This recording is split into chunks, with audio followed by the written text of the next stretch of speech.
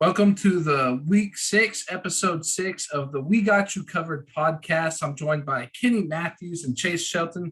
We got a whole lot of Texas high school football to talk today. How are y'all doing today? Doing pretty good. Eventful day on and off the field, it seems like a little bit. But yeah, I'm still recovering from running up and down the sidelines at Prosper last Friday, but I'm good. Crazy week last week. So many games. That was Crazy. Definitely. It was an insane week of games. We'll get right into that. But before we get into anything, I wanted to talk about Aaron Lowe from Utah, former West Mesquite graduate, was shot and killed over the weekend. Just a tragic loss. And I give my condolences to his family and friends and everybody in the community that they can pray with each other and find strength within each other. And Kenny, I'll let you go ahead and talk about that a little bit. Yeah, this one hurts a little bit because it's he's a true buzz guy that he changed his phone. He changed his number this year to be Ty Jordan, who passed away unfortunately last December from an accidental gunshot. He was the first recipient of the Ty Jordan Memorial Award, also at the University of Utah this year. It's just really tragic that something. Heard the disturbance happened at 9:45. The cops came out. They had to be recalled to come back out again. So it was obviously an argument between him and somebody else. And instead of, I guess, handling it with your hands, you pull the trigger of a gun and run. It just reminds us all that, life is delicate. And I hate that we have to have these kind of situations to bring us back to that. It almost makes us forget about what happened to Ty last December. And it forgets these things. But, I really think that, and I was talking to a friend named Fraz earlier about this, that, I think the University of Utah just needs to retire the number 22 altogether. I think we can just wrap that up, put those two together and say it's the Ty Jordan Memorial going forward. That way we can just kind of put that to an end, because I think it seems like the number's tainted a little bit, and I don't know if anybody would want to wear it, going forward anyway, because of what's happened behind it. But I think it'd be a great tribute to both of those fallen warriors for sure from the Metroplex. And my hearts and prayers go out to True Buzz guys, man. It's been too many of these guys that passed for them in the last few years over here, and I'm just hoping we come to an end to it.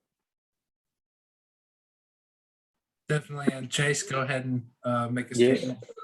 Yeah, I mean, it's never good news to see someone so young pass, especially with a kid that had so much talent, potential. Just like Kenny kind of mentioned, shows that we need to cherish every day with everybody we got. I mean, no matter who it is. I mean, if you've got problems with them, I mean, we got to learn better ways to handle it, and just,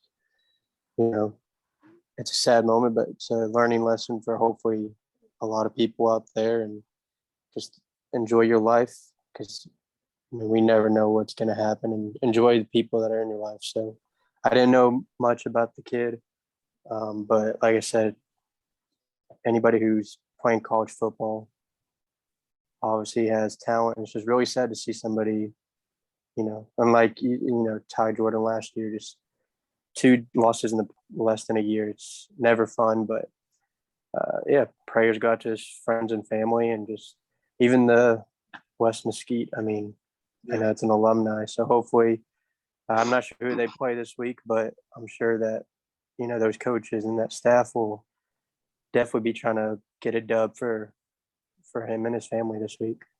Absolutely. Definitely. It was just a tragic loss, and all our hearts go out to the family of him, and as well as his friends and the True Buzz community, that everyone can find strength, and the West Mesquite community as well. And to those coaches, you always want to cherish life, because it can be so fragile sometimes. Sometimes things happen, and you always want to make the most of every opportunity. And I think just situations like this just, really hammer down that that saying, cherish life, because sometimes it can be fragile. And so our condolences go out to him and his family and everybody involved. And, hopefully the community can come together and, find solutions to problems, and it's just a tragic incident. There is a GoFundMe fund for him also. If you're on Facebook, you can just do that. I know that they're trying to get a certain goal on there, so just to let you know, you can go to Facebook and GoFundMe for Aaron. Aaron, tough loss, that's for sure. Definitely, it was a really tough loss. And moving on from that, crazy week of Texas high school football this past week. So, Kenny, you were at Little Elm versus Prosper. I'll let you go ahead and talk about that a little bit. Well, I'll tell you this. I thought that I had the game of the night until I started seeing the updates from Terrence and said, "By gosh, he's outshining me now." But from Rockwell and Rockwell Heath. But yeah, it was a great game. And when we talked about it last week, fellas, I said Little Elm needed one of these kind of games to kind of justify their undefeated record going into last week. And by gosh, they went into Prosper on homecoming night and walked away with a 59-56 win in overtime. Wow. I mean, just wow, wow, wow, all the way around. It was arena football in the first half, not much defense, not many defensive stops, but I was very impressed with the composure of John Mateer, the quarterback for Little Elm. He was excellent with his feet. He extended plays with his feet.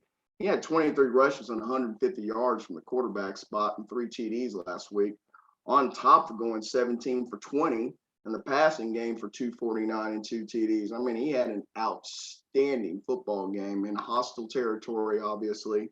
And you had to have been impressed with their moxie. They stayed and got down early and they kept fighting back, kept trading back TDs back and forth. Cameron Taylor Butler for Little Elm, the running back, he had 100 yards receiving. The wide receiver. The running back, Jalen Sessions for Little Elm, I was very impressed with. I called him, he went from Clark Kent to Superman on the hurdle for the TD there in the third quarter, which I thought was a turning point of the game until about the next drive, a 96-yard interception return by Chase Davis, the defensive back for Little Elm. That really gave a lot of confidence to Little Elm getting back into that game and sustaining it. And in a game that not a lot of defense was played, that was a huge defensive play, but the biggest play may have been with about a minute and a half left in the game, about 2.5 minutes, I should say. It's 1st and goal for Prosper, and they had to settle for a field goal from the 3-yard line. That was huge. That turned out to be really huge because then it was, it went to overtime as opposed to they get in that touchdown there. They're going to have to force Little Elm to go the length of the field for a touchdown to win the game. And that was a big play in that game. Then they got the big sack on Rosar in overtime and took them way out of field goal position. So they went for it on 4th and long, did not come anywhere close to it. The funny thing about this is that Little Elm drives, gets down to about the 8-yard line. Then they get a sack. Then you're thinking, well, what are they going to do here? They're running around out of the pocket. I'm like, he throws it out of bounds. I was like, hey, you just need a chip shot field goal to win this game here. You don't need the 7. It doesn't matter at this point in time. But anyway, I mean, Tyson Polk comes in with the game-winning field goal of about 37, 38 yards. A lot of anticipation on the field goal. When he kicked it in, man, it was pandemonium on that Little Elm sideline over there. And it was a huge, I mean, it was a really huge, probably their biggest win on the 6A level for Little Elm so far. I think it also just it gave them a lot of confidence because they said they listened to our podcast last week. They said they got inspiration from our picks against them last week. Coach Brown pulled me over on the side and let me know that I motivated him last week with my statements. So it's nice to know that people are listening. It really was. I said, I didn't want to give you father, for, bulletin board father. But yes, so it was, it's a huge win. But for those guys, I mean, you don't have much time to relax, and that, we talked about their non-district schedule, their district schedule coming up, but you got a leg up. And I think Coach Brown said a really good point at the end. He said, listen, if you can win on the road and take care of, if you can split on the road and you win your home games, you're going to be all right for the playoffs. They got one up. They got a leg up on a game that a lot of people didn't think that they were going to win now. So, Prosper now is going to have to go steal one of these games on the road, maybe, to get back into the hump. And he also said a good point to me. He says, we got the tiebreaker with Prospero now. Says we've tied in district, it's head to head. So, I mean, that was a huge win. Whenever you can do that on the road. So, man, major props to Little Elm. They heard the first podcast where they said that I told them they were going to be a surprise team this year. So it's nice to know that the city of Little Elm is listening to our little podcast. So that's nice to know. So anyhow, I'm giving them props again. Huge win. I picked against them last week. That crow hasn't been tasting too good because of a lot of other picks that I had last week weren't very good either.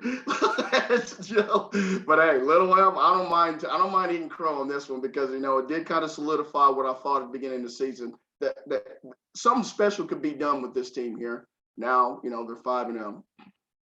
Definitely in that tough district, and got a huge win. And Chase, go ahead and talk about some of the action that you wanted to talk about this week. Yeah, so last week I didn't get to cover a game, had some things come up, but I did get the honor to stay at home and keep up with all the other games. Little Elm Prosper, one of the games of the week that was just crazy. Everybody knows about the I-30 showdown between Heath and Rockwall. If you haven't seen the highlights, go watch it.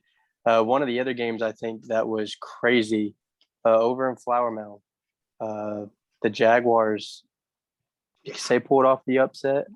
Yes. Obviously, we all know about that rivalry. Marcus has kind of had the bragging rights the past few years. This year, Nico and that Jaguars team, they got their bragging rights back. So that was just some of the big games. South Lake was the game I was supposed to go to. It was funny, Cinque Williams, the DB from last year, actually DM'd me saying we're going to beat them by 50, even though he's not with them. He knew what he was talking about as they won, I believe, like 60 something to 7. It was just an embarrassment, but a lot of good games last week. Not to cut you off, but the one thing about the Flower Mound Marcus game is that Nico gets hurt in the first quarter. I mean, their backup quarterback plays the last 3 quarters of that game. That's what makes that upset. That was an upset. When the backup quarter, plays 3 quarters of the game, and you weren't favored going into the game. That was a huge upset. I mean, that's a big, big, big win for Flower Mound for sure. Now, I'm sorry, I didn't cut you off. Oh, you're good. No, and then, I mean, I was reading more that Marcus Smart, I think, was in the stadium for his, they retired his number, did something with him. So even for him to be in the building, to watch Marcus lose it's tough. But, I mean, it's football, and it's Texas high school football, and literally anything can happen, as we have seen in the past. So, and this week's going to be even better. So I'm excited to see what happens this week as well. Those rivalry games this past week were just insane. Zach Evans puts on the clinic. He was up for our offensive player of the week. He didn't get the votes. Sean Salas of Creekview got the votes. Shout out to him for Friday Night Glory player of the week. He got 46% of the votes. Seven catches, 162 yards, and 2 touchdowns. Even though they lost, he still played really well, and he earned that status. Emergency punter too. Remember the punter? Definitely. Yeah, he did a pretty decent job punting. UConn commit, right? Yes, UConn commit. Me and Kenny were at that game last week. Creekview they were a bit overwhelmed. They hung in there though. They didn't give up. You like to see that from a team. They played the whole 4 quarters, and only lost by 16. And then Friday night, Sam Houston versus Grand Prairie. That was a pretty physical ball game.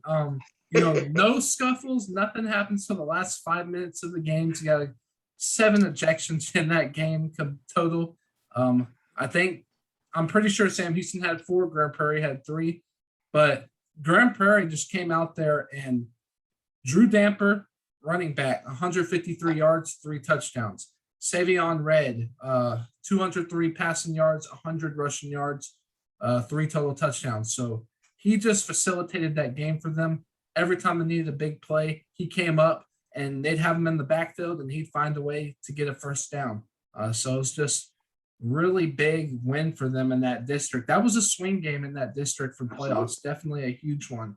And I think that was a really good game. And another game, Denton Braswell versus McKinney Boyd last week, overtime as well. I mean, McKinney Boyd pulls it off. I mean, and that's such a tough district. Those teams are just going to beat each other up. It'll be interesting to see which 4 teams come out of that district because everyone's going to be beat up by the end of district and playoffs start. They're going to be going at it. And McKinney Boyd just Carter Whitefield just dominant down the stretch of that game. They ride that big offensive line, and he just seems to plow forward. And, that's a really good element to have in the rushing game when you can kind of get that clock going down the stretch of games. So I think it was huge. I think I saw the note. This is the first time that they're 5-0. Yes, McKinney Boyd. Yeah, it's the first time they're 5-0 in program history. There's a lot of excitement surrounding that program this year. They got a really tough game next week, as well as they play Allen. Yeah. But they are at McKinney ISD Stadium, so they have that advantage, the home field advantage. And that seems to be big in that district, the home field advantage, especially. And it'd be interesting to see what Braswell does to bounce back. They're at Little Elm this week. So at Little Elm's homecoming. So, I mean, Braswell, you don't want to get caught behind going 0-2. I mean, you're going to get a loaded gun from Braswell, I have a feeling, this Friday night from them. Definitely. That was a tough, close game. And, that district, they're just, like I said, they're just going to go at it and compete. I love seeing tough districts like that. That's obviously the best district in the state, I believe, just depth-wise. It's like there's not a weak team in that district when you look at, even McKinney, they lost last week, but they played tough against Denton Geyer. They played well. So, every team's going to compete in that district. And so I wanted to get to you guys about shout outs to some players that stood out to you this past week, Kenny and then Chase. Yeah, I got a couple here. I was going to say one to Damian Martinez again, the Louisville running back. I mean, he's been phenomenal. I mean, that video tape that he had this week from Mr. Winfield put out, man, woo, he's just a bruiser, and he's only 116 yards away from being 3,500 career yards, rushing, which is, unreal considering the fact that, our man Owen Allen down there has already got his halfway through his junior year. He's at 4,000, but the Fighting Farmers. I told some Fighting Farmers last week, I'm coming to a game for sure. They seem to be for real. Coach Odell has really got that offensive line. I don't know if you saw the special on that offensive line that they had over there. They've got a female offensive line kind of assistant that's there with her, and she plays on a football team. It was a really, really good, nice spot that they had over there. But a lot of excitement over there in the Louisville area about these Fighting Farmers over there. And Chris, you have to give major props to Coach Odell coming back from that championship team of 1987 and putting in the confidence into that program. That program's always had great athletes. It was just a matter of having confidence of being able to win big football games. And by gosh, they're out there doing it right now. And they've got, when you got a horse like Damian Martinez, it's a lot easier just to go left or right and get us 5-6 yards every time. So major props to him. And a game that Parker and I did on Thursday night, I want to give major props to Parker Polk. He almost had a kickoff return, and he had a punt return, believe me, and he had a kickoff return for TD. Was that right, Parker? I believe that's what it was. Yes, and he almost had a kickoff return as well. Yes, yeah. He was the offensive newcomer of that district last year as a sophomore. He's just a junior. Very, very good athlete. I think that's going to be somebody that they're going to kind of build their program around next year. They're a little bit balanced this year where they don't have to rely on him completely. He's just an athlete anyway. But I wanted to give him major props for what the job he did last year. And then, I've already talked about Latier from Little Elm. I mean, he obviously had a whale of a game, but I did want to say that I wanted to give props to Little Elm's offense. This is a note that I thought was pretty good. They scored 270 points in 5 games. I'm not good at math, but that's 54 points a game. I think you're going to win some ball games. That's intense. Yeah. Unreal. Definitely. And Chase, go ahead and shout some guys out. Yeah, so I mean, Kenny kind of hit it. I mean, John Mateer, the little quarterback. I mean, 5 total touchdowns in that crazy game against Prosper. Zach Evans, I actually on the poll, all our candidates are very well deserving, but I actually voted for Zach Evans. I mean, 33 carries, 270 yards, and 5 touchdowns. I mean, you take away one of those touchdowns or some of the yards. I mean, Rockwall Heath might not even win that game, but wanted to kind of touch up on Damian Martinez. Parker kind of knows he's one of my favorite running backs in the state. I've covered him last year. This year, I saw a stat, 7 quarters he's played in, 755 yards and 12 touchdowns. The past game, this is the second time I know that they pulled him out at halftime, and he's already basically at 200 yards and 4 touchdowns. And earlier on Twitter, I put a poll out there. You're not a poll, but kind of a question. Best running back, at least in the DFW area. We've got Zach Evans, Damian Martinez, Owen Allen, and I'll even throw Ollie Gordon out there. I just kind of want to know, if you had to pick one, who would you want in your backfield out of those 4 guys at least? I mean, I don't think we realize the talent we have surrounding us. Do we have to answer that question? Because we're going to get 3 others mad at us. Yeah, I know. I know. It's a really tough question. But that just shows how crazy. I mean, like you said, Damian Martinez, he's going to hit that 3,500 yard mark. He probably will get 4,000 by the end of the season. Owen Allen's already hit it. I don't know where Zach Evans is at, but obviously one of the best. And then Ollie Gordon, we know, Superman. So kind of want to just give a shout out to really, I'm going to say the running backs in the DFW area. We all know about the quarterbacks. The receivers have made noise, but the running backs, they're really balling out this year. And so those are some of the guys I wanted to just give a shout out to. Yeah. We didn't even mention Medlock at Duncanville. I know. That's just another one. That's Chambers another one. of Fossil Ridge as well has not had a game under 100 yards this season without 2 touchdowns. So it's just amazing what these DFW running backs. And I wanted to give a shout out to an underrated back who probably doesn't get as much attention, but Drew Damper, I mentioned him earlier, 13 carries, 153 yards, and 3 touchdowns. He sealed that game with a 59-yard touchdown right down the sideline, blew past everyone. Also, Christian Cross of Grand Prairie on those goal line stops, tremendous, that kind of swung the momentum of that game. It was 19-13. Grand Prairie gets a goal line stop, and then they go down and score, and that kind of put it out of reach. So I want to give a shout-out to them. And, just phenomenal job by the defense of Grand Prairie. And I also want to give a shout out to Parker Polk as well. I know Kenny did earlier, but he was just tremendous. And when you have a guy in the special teams game that can make plays like that, and then on the first play from offensive scrimmage, you find him in the back of the end zone, it's pretty special. And he's only a junior, so Grapevine's got some young guys, and Caleb Dehada as well. 9 carries, 94 yards, 2 touchdowns. Didn't even play the second half. And, he played like he did that butter all over him. I mean, those fouls. That's just, nobody can get a handle on him. He reminds me of Mighty Mouse. Yeah. Small and fast. Yeah. So fast and quick, you can't get a hand on him. Yes. Oh, I forgot to say, we do need to give a shout out to Brandon Locke for that Hail Mary play to send that game to overtime. I mean, that's crazy. That game was already epic, but they made that game just super epic because of that alone. I mean, game of the year. Play. I mean, it's just, Adam and Terrence were there for Friday Night Glory. I mean, I can't imagine. I mean, I probably felt a little bit of like Duncanville, Galena Park, short game, a little bit seeing it go that way. But yes, props to them for that.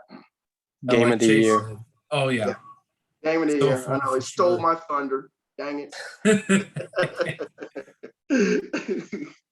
So moving on from that, we have our pick'ems this week. Chase got the win last week, 6-4. Yes. Me and Kenny a little behind, both 5-5. Rough week for the Pick'ems. Let's try and bounce back this week. I'm gonna start with the South Lake Carroll versus Keller game. Both teams undefeated. Kenny, go ahead and make your pick with this one. 500 records good on the road, not in picks. So let's get a little better this week. I'm going to go with South Lake Carroll, obviously, for reasons. Pedigree is maybe the reason I'm going here with that. I think Keller is an up-and-coming team. They've had an outstanding year so far. They're going to have them in their own backyard. I will be covering that game on Thursday night. It's just, I don't know how you can pick against South Lake Carroll right now, and I just the beat just beat keeps going with them. So I'm going to go with South Lake Carroll, the Dragons. Yeah, this is going to be a good game. Keller's undefeated. Definitely has been a shocker, I believe, to a lot of people. That defense, I've looked at their past games, and they have not really allowed anybody. I think they've allowed 10 points the most in the past 3 games. I don't know, but South Lake, they're built differently. They haven't really had Keller hasn't had a competition as tough as South Lake, and unfortunately, those boys down there just built a little differently. I think South Lake's going to pull off the dub. Definitely, and I'm going to go with South Lake as well. I just can't. I got to go safe. I got to play it safe in these pick'ems this week to kind of bounce back. South Lake has Owen Allen, Caden Anderson, Landon Sampson. I think they'll be too much for Keller, although Keller's had a great year so far. And, that second game, West Mesquite versus McKinney North, I'll be there Thursday night. West Mesquite versus McKinney North at McKinney ISD Stadium. It should be fun for you. Is that my pick? Oh, I'm sorry. Yes. Yes. My bad. I would go with McKinney North. I've seen West Mesquite play a little bit. I don't have a really good feel for them right now. I know the McKinney North has a decent defense. I do think going on the road, playing in that big arena, does give the McKinney schools a big advantage playing at home, especially on a Thursday night. So I'm going to go with McKinney North on that one. Yeah, I know West Mesquite, it's definitely a tough week for them, especially with the loss of, former teammate. But, at the end of it, they've got a football game to play, and McKinney North, I haven't even been in the new McKinney Stadium, but I've seen it. Is it better than Allen's? I don't know, but it's definitely, like you said, from the McKinney teams, it builds them up a little more. And I'm going to take McKinney North this week. I think West Mesquite might put up a good fight. I think we could next week look back at it and be like, it was closer than we think, but I think McKinney North is going to pull it off. Definitely. I've seen McKinney North play this year. Gavin Constantine at quarterback. He's quick, fast, elusive, has a good arm. Their defense is questionable at times. I think West Mesquite could get them in the run game. And I think I'm going to pick West Mesquite in this game, just going based off. I'm gonna go with West Mesquite in this one, just going based off what I know from what I've seen. And West Mesquite, I think, can get this done. They just have to defensively stop the run game, and I think they have a really good shot. And so this next game, we got a little Keller action, Timber Creek versus Fossil Ridge on Friday night. Well, yeah, I would say where the game is at, but it really doesn't matter, right? When you have both of them playing. Timber Creek obviously took the big hit with their running back last week. Decided to go to Washington, even though he was injured. That's neither here nor there.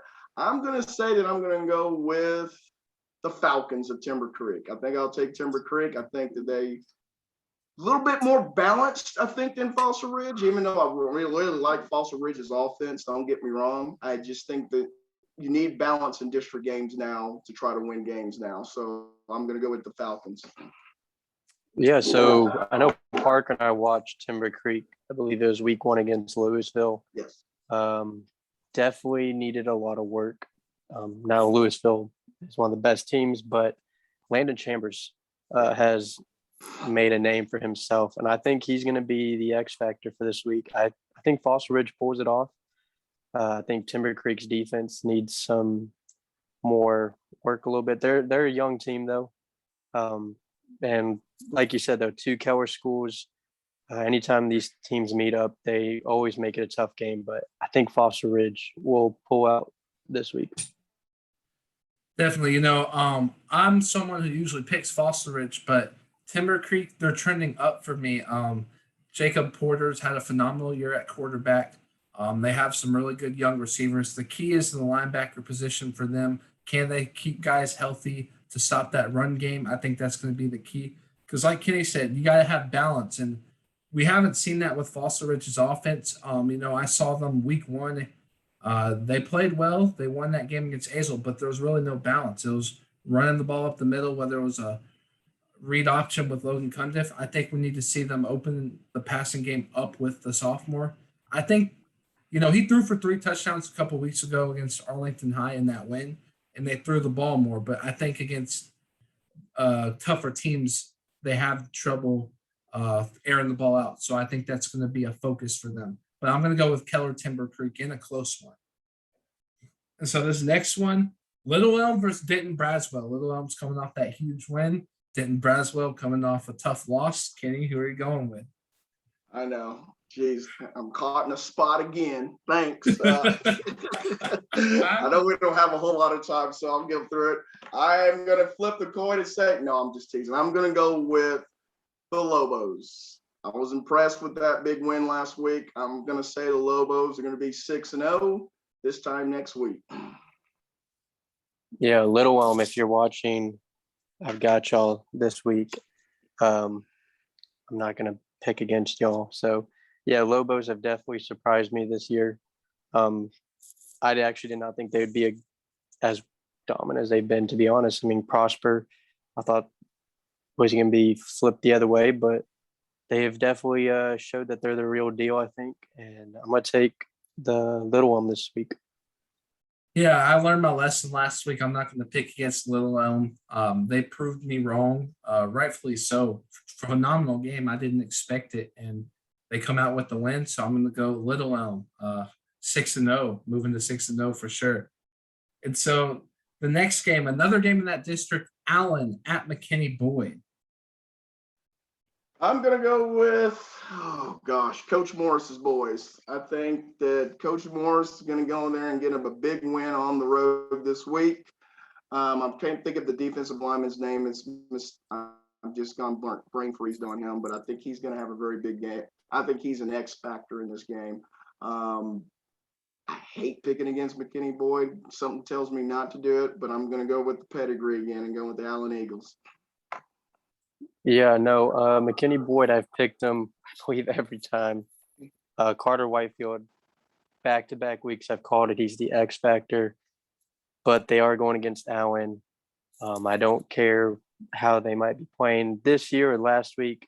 It's just like Southlake. They're just a dynasty that's got good football tradition, and they're just known anywhere you go in Texas. If you say the Allen Eagles, most of the time people know about them. So when you wear that Eagles jersey, it's a different feel.